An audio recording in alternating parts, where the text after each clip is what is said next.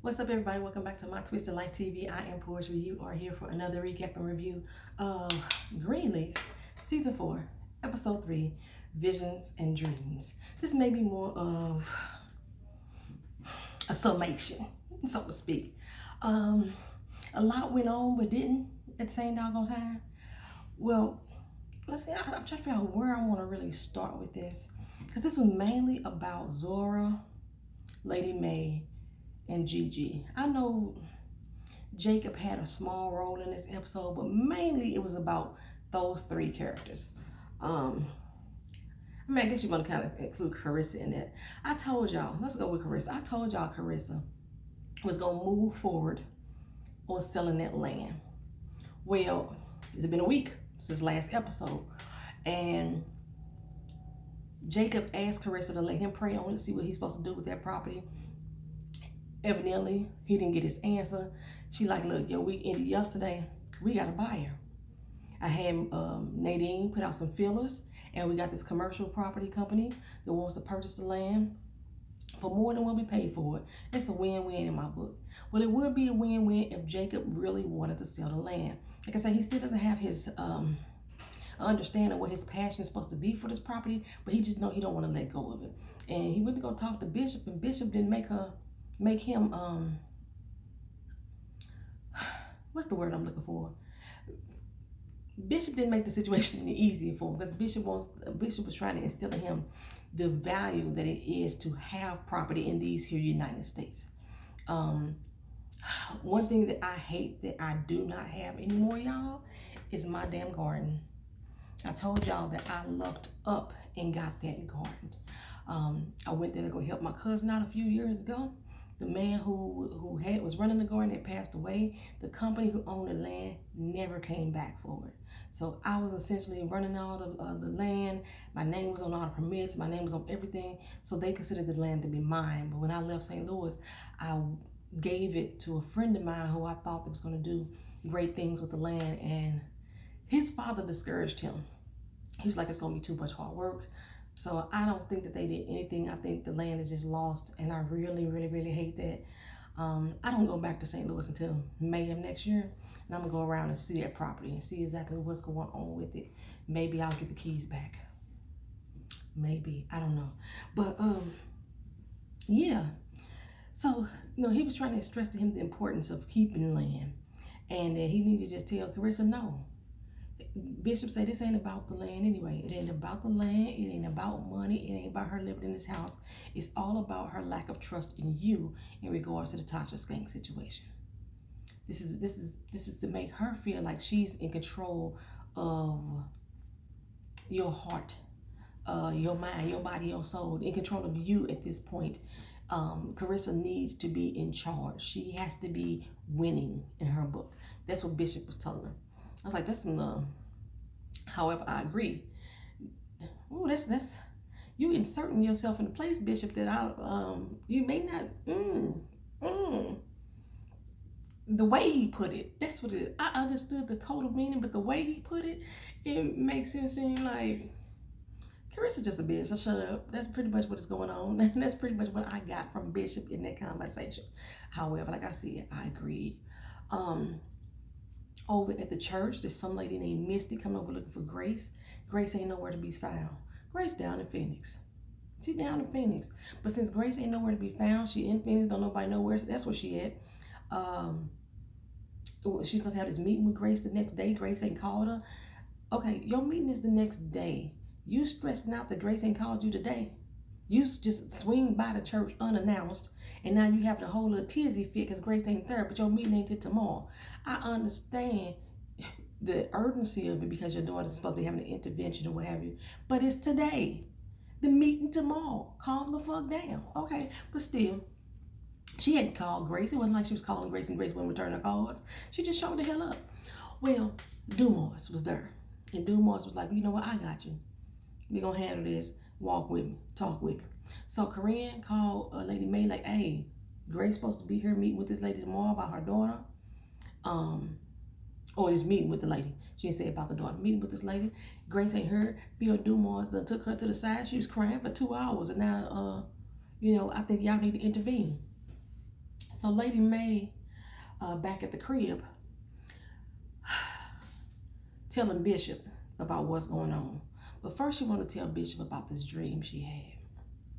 You know, she was in this museum and I forgot who it was. Somebody was running in this museum and she followed behind the guard. She followed behind them, running behind the guard. And they stopped her from this painting of Jesus Christ. And the painting was ripped down the middle. And Bishop stood there with the knife on his hand and the blood was all over. And he turned around and says, "I'm sorry." Well, this was Lady May's way of saying that you need to atone for everything you did against this church. She's saying that she has a little to blame as far as the downfall of the church, but 95% of it falls on Bishop, and he needs to stand up and be a man and apologize to the members. And Bishop was like, "Hey, keep your dreams to yourself. When God come to me and give me that dream, then maybe I'll listen. But otherwise, keep that, go ahead with that. Miss me with that. So when she found out about Misty, Lady May decided to ask, tell Bishop she was going to go by and speak to her. Bishop, insisted that he was going to go too.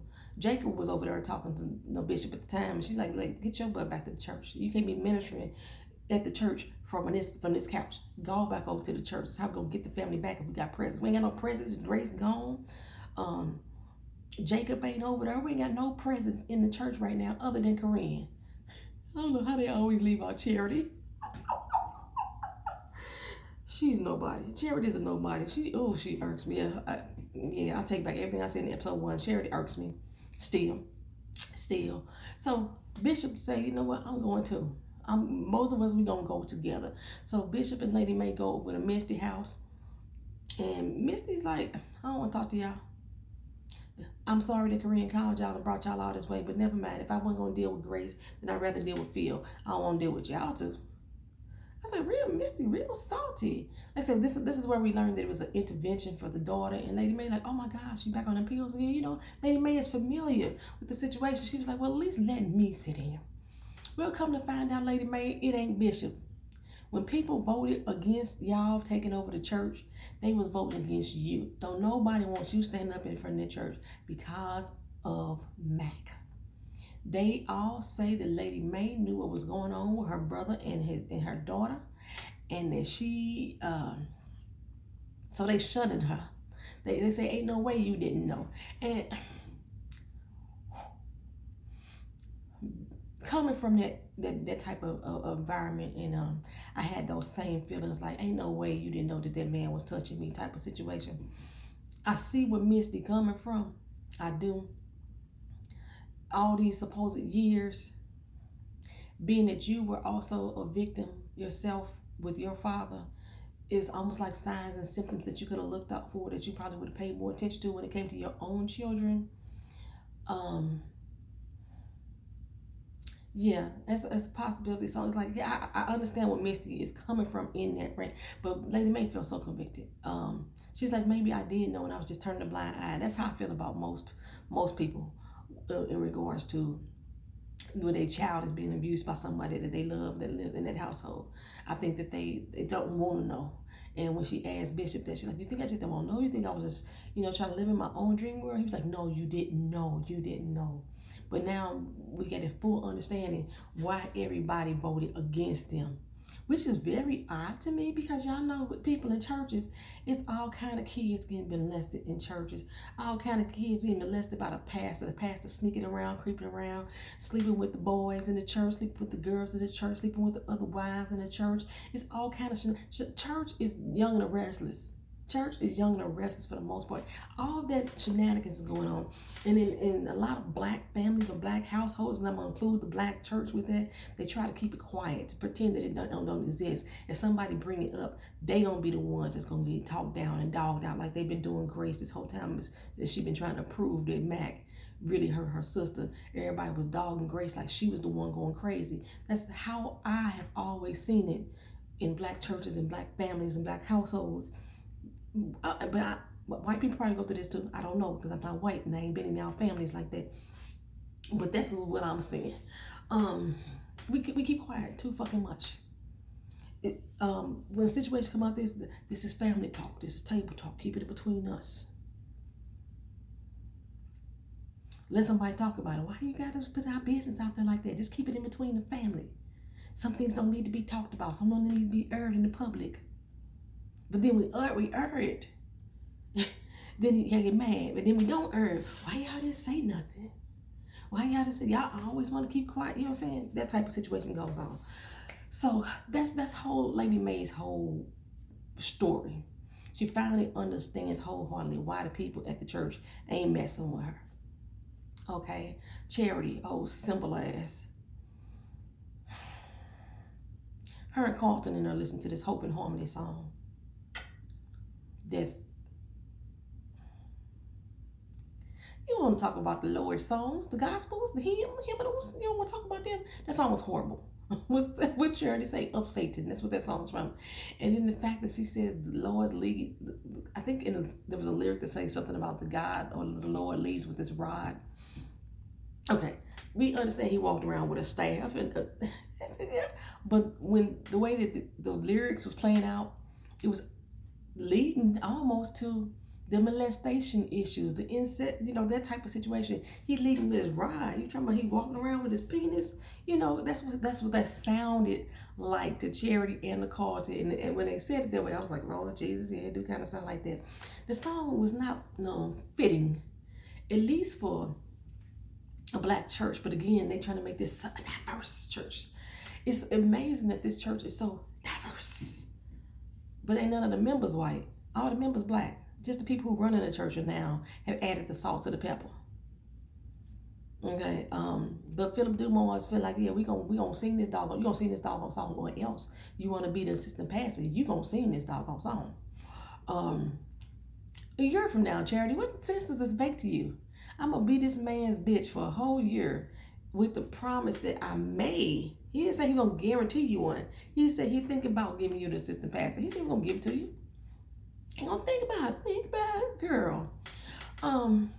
So whoever Charity sent this message off to Judy, who was supposed to be Bob's son and Bob's daughter, not son. Bob's daughter is not to be messed with. That's his pride and joy, He even told Grace not to say something to Judy before or something like that. I think she was supposed to be talking to Judy about something. He told Grace to bow down and not say nothing either. So I figured Judy finna be a whole ass mess. She finna be with a name like Judy. She gonna be a whole ass mess when she come on. We already feel it. Let's see what is going on. Anything else going on with Charity ass? She basically told, she's still snipping around trying to get information for Dumars, and she told Dumars that Grace is off in Phoenix. Did you know about that? You come in here talking all smart mouth to me. He didn't apologize for being smart mouth to her, nothing like that. He just said thank you for the information. Grace is off in Phoenix. Don't nobody know why she off in Phoenix. She got appointments set up here that she ain't making. She ain't doing right by the church. But since B.O.B. knows something about Grace's situation in Phoenix, which is what I'm guessing, when Dumars heard that she was in Phoenix, like, what's she doing in Phoenix? That, turned the light bulb on for him. That's how I'm seeing it. Or at least when Dumars go back and report to B.O.B. that Grace in Phoenix, a light bulb is going to be turned on. Okay, well, what else happened? So we got Grace, Zora, old fast ass, goes over to church looking cute. She was gorgeous in that white girl. Zora is a cute ass girl. Oh my goodness. She was looking all cute and shit. She going over there to pick up Dante. I cannot stand Dante. He has an arrogance that just irks my soul already. He looked really youthful to be playing pro ball, first of all. But he irks my soul. So she going up there, she getting herself all cutified so she could see Dante. And she's sitting in her daddy's chair when he come in. She ready. Getting the fro together, got the lip on, looking Zorified, right? Dante come in like, hey, yo, what's up? You the pastor's daughter? You big G's daughter? How did you call him? How do you call him? Greenleaf, Pastor G's daughter? What's up with that? Yo, shorty, bring it on in. You family, right? So extra. You can tell this little boy ain't never been about that life for real. He don't know what it really mean to be hood for real. Because he's so unauthentic with his yo, shorty, but he's so unauthentic with that. But anyhow, um, the way Zora want him to see him, he don't see her like that. He see her like family. It's Zora, I think they might be the same age or whatever. But then in comes his girlfriend. Was her name Keisha? What was the girl name? She might be Keisha right now. She came in, got her braids, got her makeup, got her Adidas jumpsuit on. I know this Adidas because I was gonna buy it myself. I liked it in the store. She came in with her little Adidas on, looking like Zora. Like, I know you trying to get with my man. Apparently, Keisha, if that's not her name, that's what she gonna be doing this particular review. She is everything. She the PR rep, she the marketing rep, she the sales team. She keep her ears on the street for the Shade Room. The Shade Room got a shout out in this episode, huh? Y'all heard that? She keep her. She probably won't feed the information to blogs because according to him, she know all the information on the Shade Room before it's gonna hit the blogs. Not that she stopped it. She just know what's gonna come out there. Yeah, she probably feeding it to him. But yeah, she had a real sassy attitude with Zora coming through the door and cracked Zora's face. She's so heartbroken. Oh my God, he got a girl who ain't feeling me, who ain't here for me, who ain't seeing it, right? Jacob come in eventually. He's like, all right, you met my boo, my lovely daughter, yada yada this. Keisha didn't even get an introduction at all. She don't know who Jacob is. Jacob don't know who she is. He rolls off to talk to Dante. And I saw her say something about like this. She did this little, as in reference to Zora when they got introduced, like, this bitch about money. I saw that. I don't know if y'all peeped that too, but she did that to Dante. And later on, when Zora mentioned that she lived on an estate, she's like, an estate, bitch, let's go. Let's roll. He catch up to us. So Zora rode with Keisha. What is her name? Zora rode with Keisha to go to the doggone estate. And, she pumping Zora up, trying to make her feel better about herself, as we would like most sisters to do with us. We like sisters to support each other. But I felt, something ain't right with this girl. Something ain't right with this girl. Well, as she tried, I thought she was, in a way, trying to put Zora on game. And I was like, Zora finna start hanging with this fucking chick. It ain't gonna mean no kind of good. That's what I kept saying. This girl's all bad. She all bad. She's trying to put her on game about how she could be a boss, so she can get her, tutorial classes started. She can get her makeup session started. Zora, you didn't do a motherfucking thing with them girls' edges. I don't know why she was lying to you. Telling me, oh, girl, you really know how to lace some edges. She didn't do nothing to your edges that was different than when you walked into the doggone room. Matter of fact, it was coming up a little bit right there. It was folded. That your edge was like, that's how it looked right there. That's how girl, she didn't do shit to your damn hair. But okay. She want to say Zora good with edges. She can do hair. She can do makeup. What is Zora's dream? I don't remember. When she decided to leave old fake ass Miguel, and she was looking at going to school, what was her dream, her goal? Was it in the fashion industry? Was she trying to be in a stylist or a publicist? Was she trying to do any of that type of stuff? Somebody help me out. Because I don't remember. So that's why I thought the girl was trying to put her on for. But basically, the girl was hitting on Zora. She was getting all closer and closer. She was feeling her hair and rubbing her cheek and stepping all close. And it seemed like Zora was about to let her. And did not take come in. Y'all up in this crib with the door unlocked. Had to come through this gold and this gate up in this piece. Like, what up? Yo, you smoking up in this joint?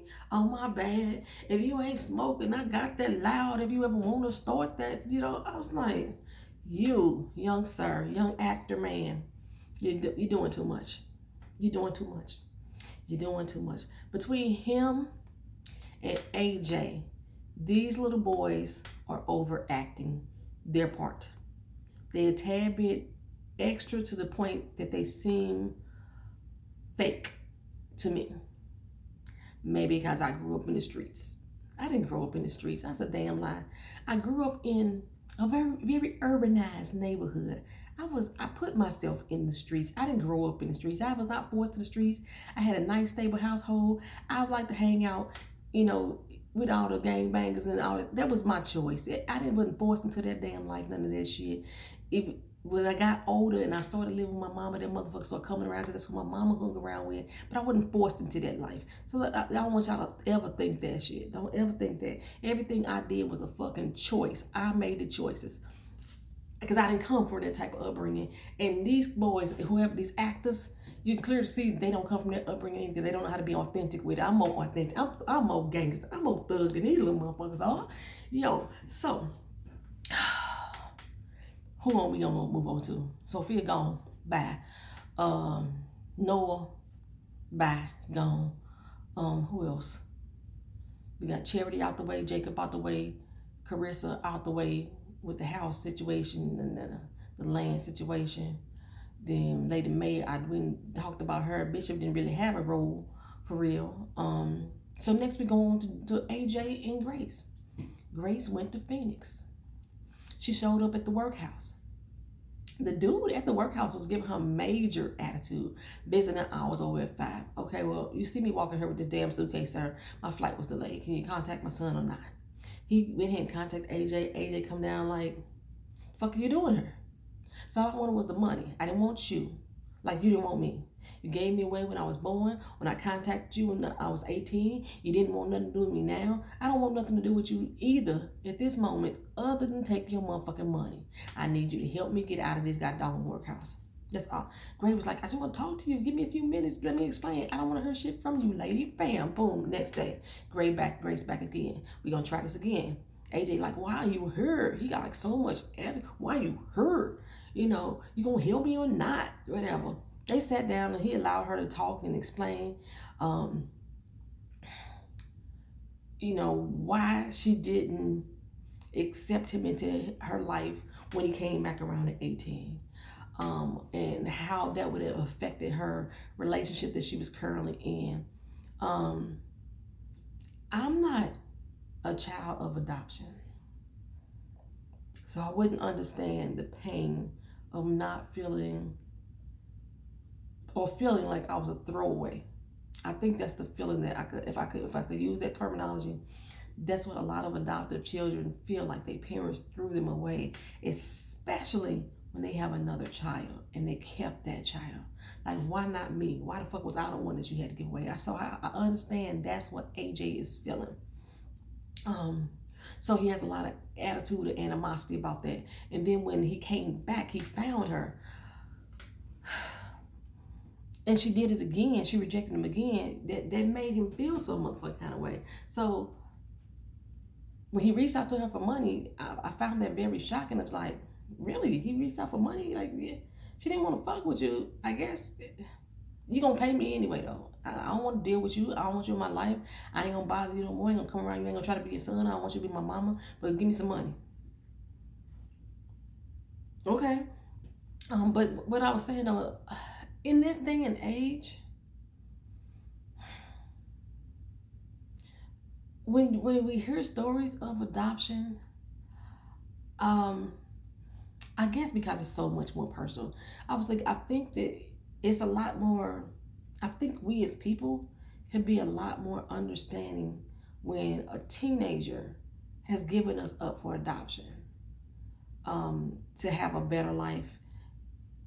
We can't guarantee that that's going to happen, but as we see with AJ, whatever happened in his situation, he ended up living on the street. He was breaking into houses, got locked up, went to jail for 5 years. You know, a lot of stuff has gone on in this time frame. So the first 15 years of his life, maybe he was in and out of the system. I don't know what was going on with AJ. I really haven't got that feel yet, or maybe I missed it because I was in the kitchen trying to season my fish. One of the two. But I think there's at this point in time, there's some level of clear understanding of why teenagers all the reasons why teenagers may give up the child. Where I can see and then when we as adopted children, I'm saying we because I'm not adopted, but the adopted children find or reach out and search for their biological parents. At some point, I think there got to be some type of understanding that they may not want to be part of your life. Like, I don't like you trying to force yourself into their life. They gave you up for a reason, and now you're trying to force your way back into their life. I don't know, maybe there's an expiration date on how long that they was not supposed to accept you as their child. They've given you up. I don't know. I don't know because I'm not adopted, so I don't know. But I just be like, I guess I'm playing devil advocate in my head. If somebody gave me up for adoption, just in the state that I'm in now, I'd probably be like, fuck them. Now, maybe a few years ago, I might have been AJ. Like, I want to know, I want to have a connection. Same way I was with my damn daddy. I wanted to have that fucking connection with him. And then at some point in my life, I was just like, fuck him. Fuck him and feed him grits. You know what I'm saying? I ain't finna try no more. And I would say that AJ was at that point that he was not going to try no more. But the fact that he's reaching out to ask her for money lets me know that he still wants some type of relationship. He just don't know how to handle it. He don't know how to be loved. He don't know how to ask for love. He don't know how to make himself present for it because he's never had it. Like he said, he's always dreamed of being alone, but he never was. He don't even know how to be alone with himself. He don't even know he like his own self right now. So Grace down there helping him look for apartments. They finally came to a common place where she gonna help him look for apartments. She promised that boy she wasn't going nowhere until they found a place. Promises that you can't keep, girl. Promises that you can't keep. The first apartment got turned down because he's a felon. They don't give a damn that his mama co-signed, his mama passed it. They don't care. He's a felon. He not getting in here. You know what I'm saying? So that's what Grace made me that promise. We're going to stick it out and go to this place and that place until I'm not going nowhere. I'm letting you know I'm not going nowhere. Well, Lady May called her up, chastised her about missing all her appointments at the church. And again, like how nobody is present for the Greenleaf family at the church. She need to bring her ass, bring it back now. And I ain't taking no for an answer. Gray packed up and brought her ass back. She went to AJ, I gotta go. I'll be back in a couple of days. This is the third time he being rejected now. Don't come back. Not this time. Not no more. And he was just like, you know what? The way he was saying, like, I don't even need your money no more. I don't want you. Don't reach out for me. I'm good, Ma. Really, I'm good. Grace like, no, I'll be back in a couple of days. Don't come back. Don't come back at all. But when Grace makes it home, they sitting up there looking at the slideshows of the family, and they stopped on Faith. She was the first image. And everybody there, the whole family, with the exception of Sophia, the whole family is there. And Lady May is expressing her desire, her happiness, her joy for having the whole family there together under one roof. Winky ain't never around. Whenever they had these family groupings like this, where is Wink? I know it's late because Grace came in the door and said, it was late. Why y'all all still up? It wasn't on school night. Winky could have been there. So they going through these photos of Faith and all that stuff and the rest of the family. Later on that night, Grace calls up AJ. Or it might have been the next day. Because, the dude who leading the workhouse, badass attitude for no fucking reason. Like, looking like motherfucking Suge Knight. Whatever. He's like, get him on the phone. And AJ like, who is this? I told you not to call me no more. Why he always raising his voice? That's one thing I don't like about this actor. Every time he speak, he got to raise his voice, his vocal tones. Lower your tone when you're talking to me, sir. You ain't got to be raising your voice to get your damn point across. That irks my soul. I know Grace is trying to be gentle because he's fragile right now. But no, lower your motherfucking voice. I don't care. Lower your fucking voice. But anyway, he, mouthing off to her. He like, what do you want? Told you not to call me no more. What you want? I want you to come home. Well, Grace, how you gonna make this happen? The boy is out in the halfway house, which means he's probably on papers. Phoenix ain't Tennessee. How the fuck you finna get him from Phoenix to Tennessee? What kind of pull you got there in Phoenix that you finna do this to get him to Memphis from Phoenix? I didn't understand why he was in the workhouse in Phoenix anyway when he was locked up in Yuma. Didn't understand that anyway. Why? I told y'all last time I didn't think Yuma and Phoenix ain't that close. They not that far, but they not that close either. Yuma and Phoenix are 3 hours away from each other. Why would he be going all the way to Phoenix to be in the halfway house? That didn't make sense to me. And he was locked up in the Yuma correctional facility. How you end up all the way in Yuma, first of all? Maybe, whatever. It don't matter. it's pointless for me to even go over there. Y'all don't hear me. Y'all don't understand. Y'all don't like when I complain about y'all favorite TV shows. That don't make no damn sense. That he going 3 hours away to live in the workhouse from where he got locked up from. Okay, but she gonna try to get his ass to Memphis. Like I said, I don't know what kind of pull Grace got, but let's see how this happens. Let's see how this play out. She gonna get him there. It's part of the Greenleafs. How you gonna do this? And welcome to the family. And Sophia not gonna get to meet her brother. Interesting. Y'all let me know what y'all thought about this episode. Leave it down in the comment section. I really don't have no real opinion on it. I mean, I do, but I'm not gonna really say it this time. We gonna wait till next week's episode to see how this all play out. I appreciate y'all being here. Like, comment, share, and subscribe. Peace.